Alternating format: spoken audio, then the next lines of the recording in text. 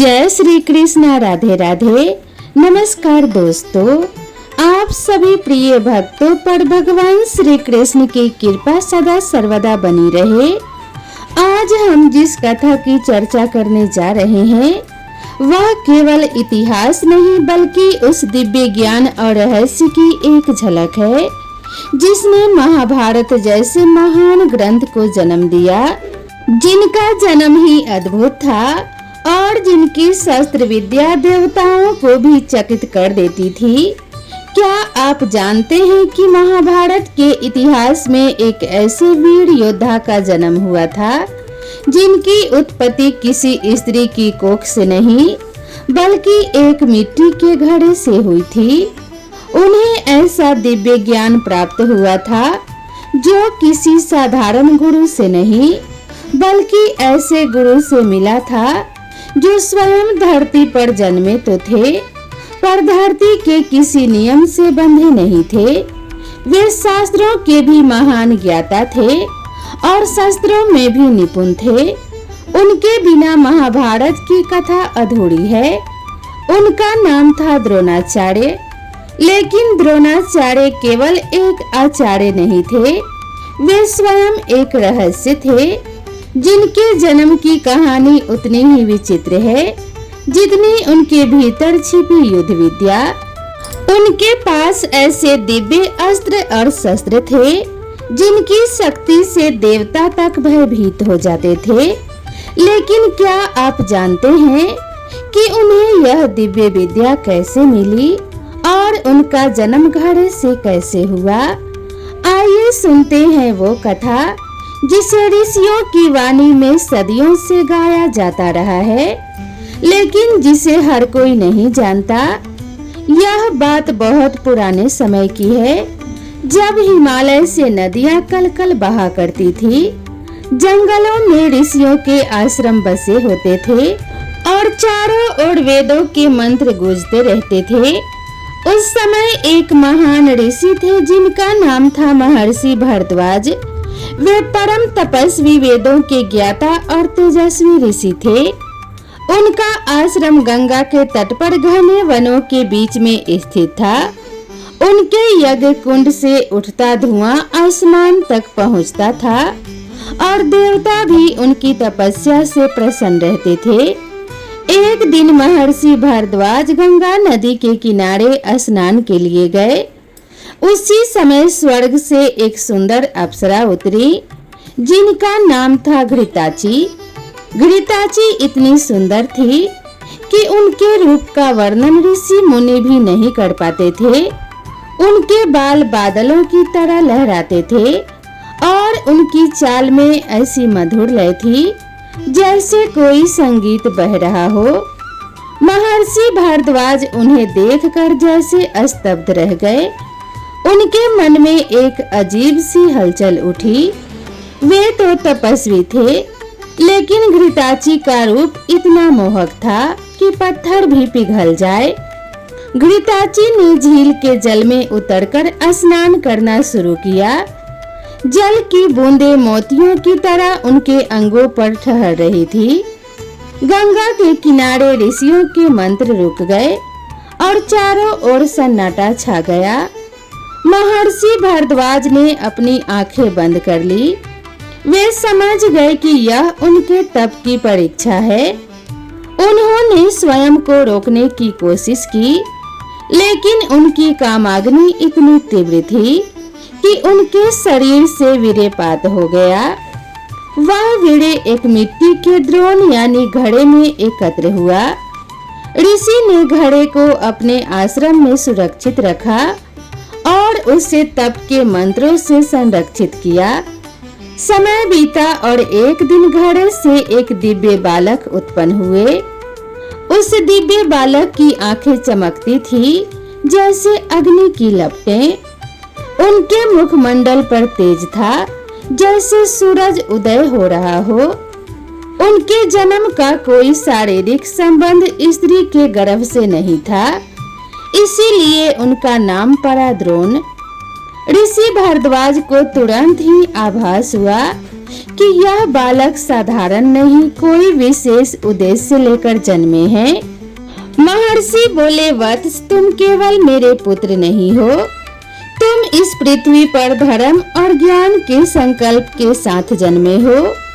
तुम्हारा भविष्य महान होगा। द्रोणाचार्य बचपन से ही तीव्र बुद्धि के थे। मात्र कुछ वर्षों में वे वेदों को कंठस्थ कर चुके थे। वेदांग, उपनिषद शास्त्र, नीति और नीति शास्त्र पढ़ने लगे। द्रोणाचार्य का बचपन उसी आश्रम में बीता। वहीं उनकी मित्रता हुई दो विशिष्ट बालकों से, द्रुपद और परशुराम। द्रुपद पंचाल के राजा के पुत्र थे। परशुराम महर्षि जमदग्नि के पुत्र और विष्णु के छठे अवतार कहे जाते थे। द्रोणाचार्य और द्रुपद की मित्रता ऐसी थी जैसे दो शरीर एक प्राण। द्रुपद अक्सर कहा करते थे, द्रोण, जब मैं राजा बनूंगा तो आधा राज्य तुम्हारा होगा। द्रोणाचार्य हंसते और कहते, मुझे राज्य नहीं चाहिए, मुझे केवल ज्ञान चाहिए। पर जीवन ने उन्हें अलग अलग राहों पर भेज दिया। द्रोणाचार्य को युद्ध कला का विशेष आकर्षण था। उनके पिता ने शास्त्र तो सिखाए थे पर शस्त्र नहीं। तभी उन्होंने सुना कि परशुराम अपने शिष्यों को दिव्य अस्त्र विद्या सिखाते हैं। द्रोणाचार्य परशुराम के पास पहुँचे। परशुराम वृद्ध हो चुके थे। उन्होंने अपना धन दान कर दिया था। परशुराम ने द्रोणाचार्य को देखा और बोले, वत्स, मेरे पास अब केवल मेरा ज्ञान शेष है और कुछ दिव्य अस्त्र। बताओ, इनमें से क्या चाहते हो? द्रोणाचार्य ने तुरंत उत्तर दिया, गुरुदेव, मुझे आपका ज्ञान चाहिए। धन आज है कल नहीं, पर ज्ञान अनंत है। परशुराम ने उन्हें अग्न्यास्त्र, वरुणास्त्र, ब्रह्मास्त्र जैसे दिव्य अस्त्र सिखाए। उन्होंने गहन युद्ध नीति, व्यूह रचना, धनुष संचालन, तलवार, गदा, चक्र और भाला संचालन सिखाया। परशुराम को यह भी आभास था कि द्रोणाचार्य का भविष्य महाभारत की महागाथा से जुड़ा है। परशुराम ने कहा, द्रोण, एक दिन तुम ऐसे आचार्य बनोगे जिनके बिना युद्ध की कोई कल्पना भी नहीं की जा सकती। परशुराम से दिव्य अस्त्र विद्या प्राप्त करने के बाद द्रोणाचार्य अपनी पत्नी कृपि और छोटे पुत्र अश्वत्थामा के साथ जीवन यापन करने के लिए अपने पिता भरद्वाज के पुराने आश्रम में लौट आए थे। यद्यपि द्रोणाचार्य अब विद्या में पारंगत थे, परंतु उनकी आर्थिक स्थिति अत्यंत दयनीय थी।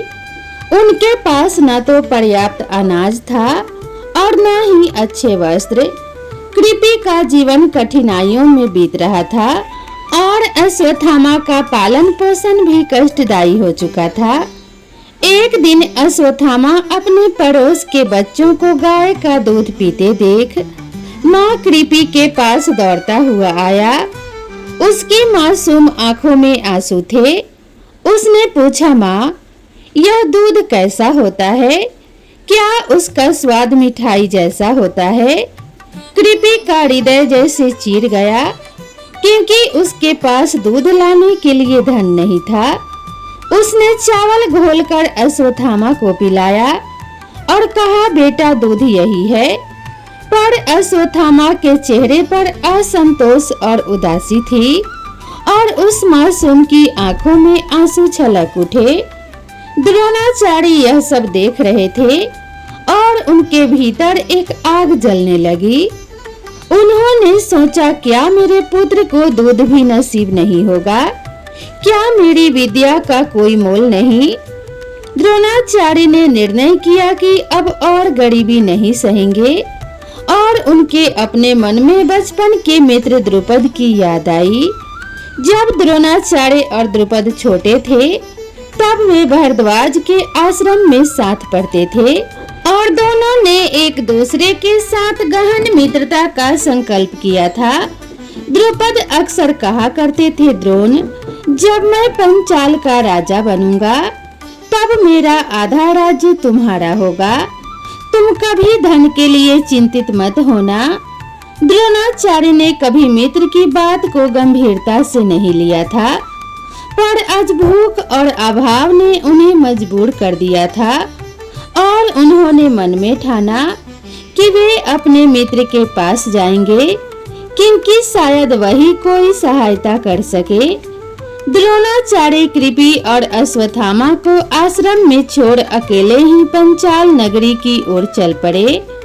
रास्ता कठिन था और उनके पास यात्रा के लिए वस्त्र भी नहीं थे। मार्ग में उन्हें भूख लगी पर वे बढ़ते चले गए। जब वे पंचाल की राजधानी पहुँचे तो वहाँ चहुं ओर वैभव फैला था। सोने के महल, चांदी की सड़कें और भव्य राजसभा थी। सैनिकों की पंक्तियां राजमहल की रक्षा कर रही थी। द्रोणाचार्य ने महल के द्वार पर प्रहरी से कहा, जाकर कह दो द्रुपद के बचपन का मित्र द्रोण उनसे भेंट करना चाहता है। प्रहरी ने संशय से देखा, क्योंकि द्रोणाचार्य की झोली फटी हुई थी और उनका वस्त्र साधारण था, पर उसने राजा तक समाचार पहुंचाया। राजसभा में द्रुपद भव्य सिंहासन पर बैठे थे और उनके सिर पर रत्न जड़ित मुकुट था। उनके हाथों में सोने की तलवार थी और राजसी ठाट चारों ओर फैला था। उन्होंने सुना कि द्रोणाचार्य आए हैं और मन ही मन सोचा, द्रोण वही निर्धन ब्राह्मण, अब वह क्या चाहते हैं। फिर भी द्रुपद ने उन्हें राजसभा में बुलाया। द्रोणाचार्य ने नम्रता से कहा, हे मित्र, स्मरण करो बाल्य अवस्था में तुमने कहा था कि तुम्हारा आधा राज्य मेरा होगा। आज मैं तुम्हारे द्वार पर सहायता मांगने आया हूँ। मेरे पुत्र को दूध तक नसीब नहीं। मुझे थोड़ी सी भूमि या साधन दे दो, जिससे मैं अपने परिवार का पालन पोषण कर सकूं। द्रुपद का चेहरा कठोर हो गया और वह हंसते हुए बोले, द्रोण मित्रता समान स्तर वालों में होती है। तुम एक निर्धन ब्राह्मण हो और मैं पंचाल का सम्राट।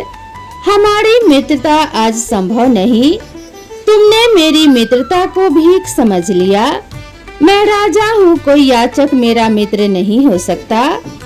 द्रोणाचार्य के हृदय पर जैसे वज्रपात हुआ, क्योंकि बचपन का मित्र जिसके साथ उन्होंने तप, कष्ट और सुख बांटे थे, आज उन्हें अपमानित कर रहा था।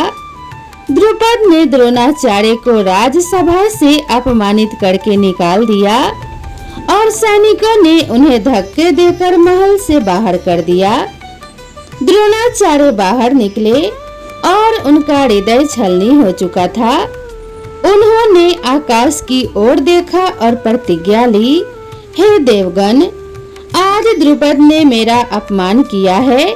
मैं प्रतिज्ञा करता हूँ कि एक दिन इसे इसकी औकात दिखाऊंगा, इसका अहंकार चूर करूंगा और इसे बंदी बनाकर उसके ही महल में लाऊंगा। द्रोणाचार्य के मन में प्रतिशोध की ज्वाला धधक उठी और वे वापस अपने आश्रम लौट आए। कृपि ने पूछा, क्या मित्र ने सहायता की? द्रोणाचार्य ने मौन रहकर सिर झुका लिया, पर उनके नेत्रों में अब कोई असहायता न थी, क्योंकि वहाँ अब केवल द्रुपद के अपमान का बदला लेने की ज्वाला थी। उन्हीं दिनों द्रोणाचार्य को समाचार मिला कि हस्तिनापुर में महाराज भीष्म राजकुमारों के लिए कोई महान गुरु खोज रहे हैं और उन्हें ऐसे आचार्य की तलाश थी जो राजकुमारों को शस्त्र और नीति की संपूर्ण शिक्षा दे सके। भीष्म पितामह स्वयं महान योद्धा थे, परंतु राजकुमारों के लिए किसी पूर्वकालिक आचार्य की आवश्यकता थी। द्रोणाचार्य ने मन में ठाना, यदि मुझे यह अवसर मिलता है तो मैं न केवल अपना जीवन सुधारूंगा, बल्कि अपने शिष्यों के माध्यम से द्रुपद का अहंकार भी चूर करूंगा। द्रोणाचार्य हस्तिनापुर की ओर चल पड़े और उनके भीतर अब एक ही लक्ष्य था कि आचार्य बनकर अपनी विद्या को प्रतिष्ठा दिलाएं और द्रुपद से बदला लें।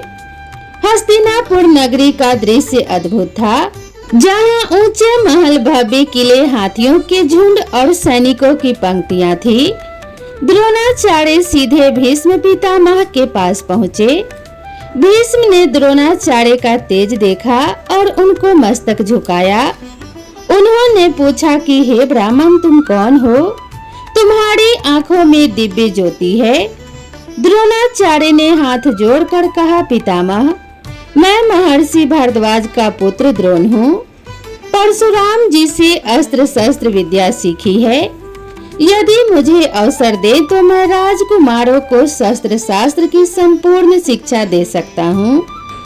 भीष्म पितामह मुस्कुराए, क्योंकि उन्हें तुरंत ही समझ में आ गया कि द्रोणाचार्य कोई साधारण व्यक्ति नहीं थे, और उन्होंने द्रोणाचार्य को हस्तिनापुर के आचार्य पद पर नियुक्त कर दिया।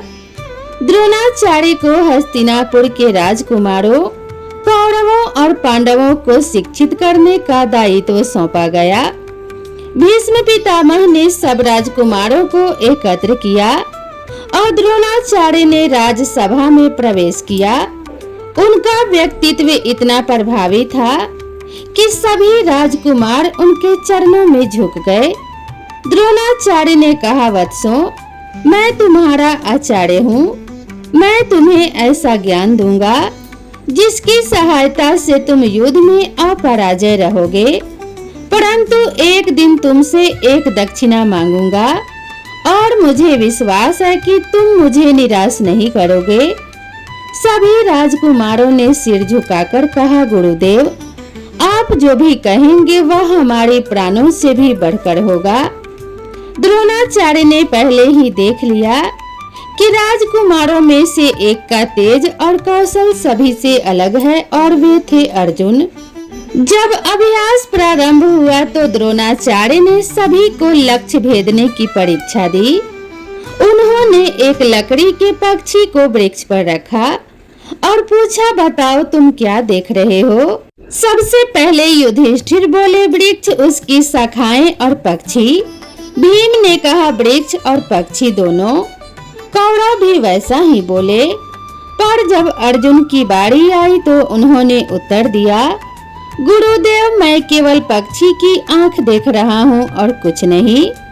द्रोणाचार्य के नेत्रों में चमक आ गई और उन्होंने कहा, वत्स अर्जुन, तुम ही मेरे सबसे प्रिय शिष्य बनोगे। तुम्हारे जैसे धनुर्धर इस पृथ्वी पर कोई नहीं होगा। यही वह क्षण था जब द्रोणाचार्य ने यह तय कर लिया कि वे अर्जुन को ऐसा योद्धा बनाएंगे जो उनके अपमान का बदला लेने में उनकी सहायता करेगा। इस प्रकार द्रोणाचार्य का जीवन अब दो उद्देश्यों में बंट चुका था। एक था गुरु धर्म और दूसरा प्रतिशोध।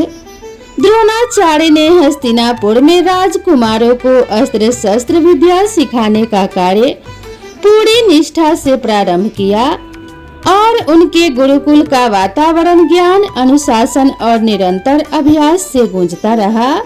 वहां सूर्योदय होते ही शंखनाद की गूंज सुनाई देती और राजकुमार अपने अपने शस्त्रों के साथ अभ्यास हेतु मैदान में उतर आते।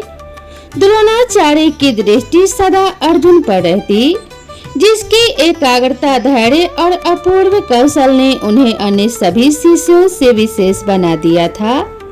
वे अर्जुन को विशेष मंत्र और दिव्यास्त्र सिखाने लगे, जैसे अग्नि अस्त्र, वरुणास्त्र और अंततः ब्रह्मास्त्र। जबकि भीम, युधिष्ठिर, नकुल और सहदेव भी विविध शास्त्रों में पारंगत हो गए और कौरवों में दुर्योधन गदा युद्ध में प्रवीण होता गया। परंतु अर्जुन की प्रतिभा सबसे अधिक चमक रही थी। द्रोणाचार्य के हृदय में प्रतिशोध की ज्वाला द्रुपद के अपमान के कारण अब और भी धधक रही थी। इसीलिए एक दिन उन्होंने अपने सभी शिष्यों को एकत्र किया और बोले, वत्सों, अब समय आ गया है कि तुम मुझे मेरी दक्षिणा दो। मैं चाहता हूँ कि तुम पंचाल के राजा द्रुपद को बंदी बनाकर मेरे सम्मुख लाओ। शिष्यों ने एक स्वर में उत्तर दिया, गुरुदेव जैसा आपका आदेश। तब द्रोणाचार्य ने उन्हें योजना समझाई। पहले कौरवों ने द्रुपद पर आक्रमण किया, पर वे पराजित होकर लौट आए। तब अर्जुन ने अकेले ही अपने 7 पांडवों को लेकर पंचाल पर चढ़ाई की। अर्जुन ने अपने धनुष गांडीव से ऐसा कहर बरपाया कि द्रुपद की सेना चारों ओर भागने लगी। स्वयं द्रुपद ने अर्जुन को रोकने का प्रयास किया, पर अर्जुन ने उन्हें रणभूमि में परास्त कर बंदी बना लिया। अर्जुन ने द्रुपद को द्रोणाचार्य के चरणों में लाकर खड़ा कर दिया। द्रुपद का सिर झुका हुआ था, आंखों में लज्जा और हार की पीड़ा थी। द्रोणाचार्य ने दृढ़ स्वर में कहा, द्रुपद तुमने कहा था कि मित्रता केवल समकक्षों में होती है। देखो आज मैं राजा हूँ और तुम मेरे बंदी, पर मैं तुम्हारे राज्य का आधा भाग तुम्हें वापस कर देता हूँ ताकि हम फिर से मित्र बन सके। द्रुपद लज्जित होकर बोले, हे आचार्य मुझे क्षमा करें। आज मैंने जान लिया कि घमंड और मित्रता संग नहीं चल सकते। इस प्रकार द्रोणाचार्य ने अपने प्रतिशोध को पूर्ण किया, परंतु उसी समय द्रुपद के हृदय में एक और अग्नि जल उठी कि वह एक ऐसे पुत्र को जन्म देगा जो द्रोणाचार्य का वध करेगा और अपने पुत्री को अर्जुन के विनाश का कारण बनाएगा। यहीं से जन्मी भविष्य की महाभारत की एक और कथा, क्योंकि द्रुपद ने बाद में एक यज्ञ कराया जिससे द्रौपदी और धृष्टद्युम्न उत्पन्न हुए। धृष्टद्युम्न को द्रोणाचार्य के वध का भाग्य मिला। इस प्रकार द्रोणाचार्य की जीवन गाथा ज्ञान, प्रतिशोध और नियति के अद्भुत ताने बाने में उलझती चली गई और उनके जन्म से लेकर उनके महान ज्ञान तक की यह रहस्यमय कथा सदा के लिए अमर हो गई। महाभारत का युद्ध जब कुरुक्षेत्र की रणभूमि में प्रारंभ हुआ, तब द्रोणाचार्य कौरवों की ओर से सेनापति बनाए गए, क्योंकि भीष्म पितामह के सरसैया पर जाने के बाद कौरवों को ऐसा सेनापति चाहिए था जो न केवल युद्ध कौशल में अपराजय हो, बल्कि अपनी रणनीतियों से पांडवों की सेना को तहस नहस कर सके। और सचमुच द्रोणाचार्य ने अपनी व्यूह रचना और अपूर्व शस्त्र विद्या से पांडवों के लिए युद्ध को अत्यंत कठिन बना दिया। उन्होंने चक्रव्यूह की रचना की, जिसमें एक दिन अभिमन्यु जैसे वीर योद्धा को घेर कर मार डाला गया। यद्यपि यह घटना द्रोण के शिष्य अर्जुन के हृदय को छलनी कर गई, पर द्रोणाचार्य अपने सेनापति की भूमिका निभाने को बाध्य थे, क्योंकि वे हस्तिनापुर के प्रति अपनी निष्ठा से बंधे थे। परंतु युद्ध के 13वें दिन पांडवों की ओर से श्री कृष्ण और युधिष्ठिर ने यह नीति बनाई कि द्रोणाचार्य को रणभूमि से हटाए बिना विजय संभव नहीं, और इसके लिए उन्होंने झूठ का सहारा लिया। युद्ध के बीच में द्रोणाचार्य को सूचना दी गई कि उनका पुत्र अश्वत्थामा मारा गया है। यह सुनकर द्रोणाचार्य को विश्वास नहीं हुआ और उन्होंने युधिष्ठिर से सत्य पूछना चाहा, क्योंकि युधिष्ठिर कभी झूठ नहीं बोलते थे।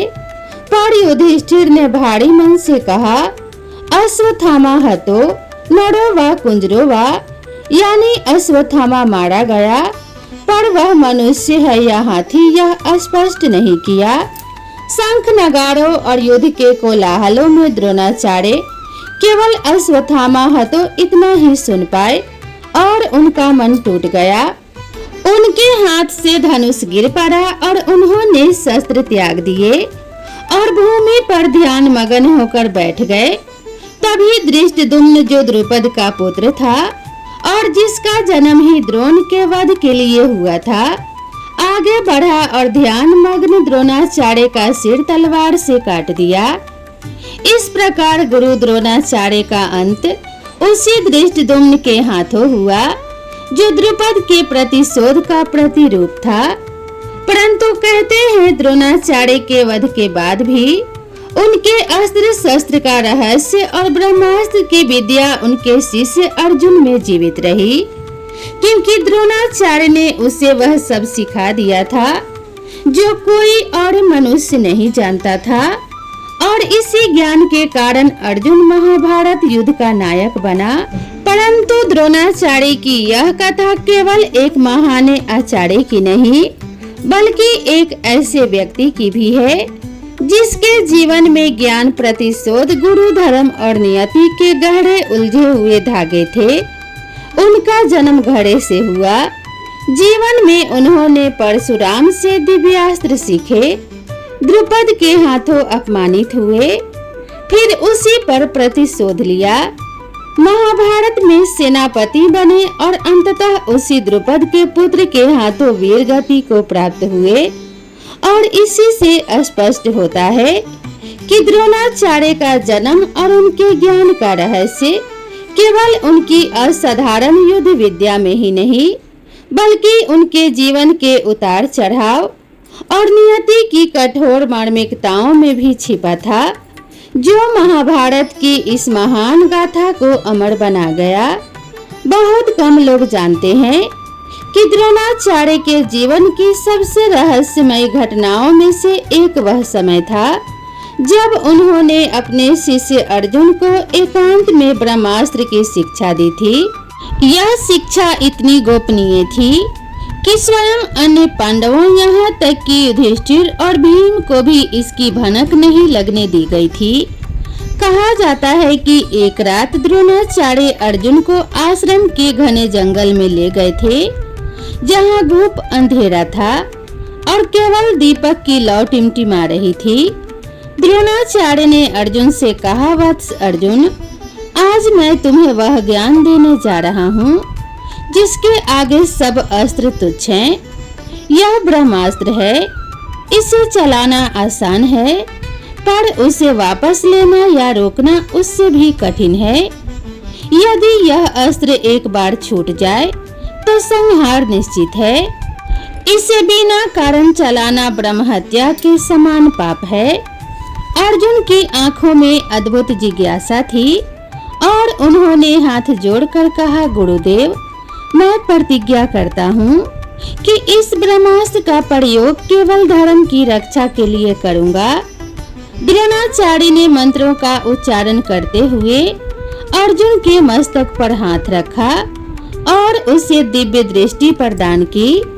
अर्जुन को अचानक आभास हुआ कि उसकी आंखों के सामने आकाश में अग्नि रूपी एक तेज लपट उठ रही है और धीरे धीरे एक विराट धनुष के रूप में बदल गई।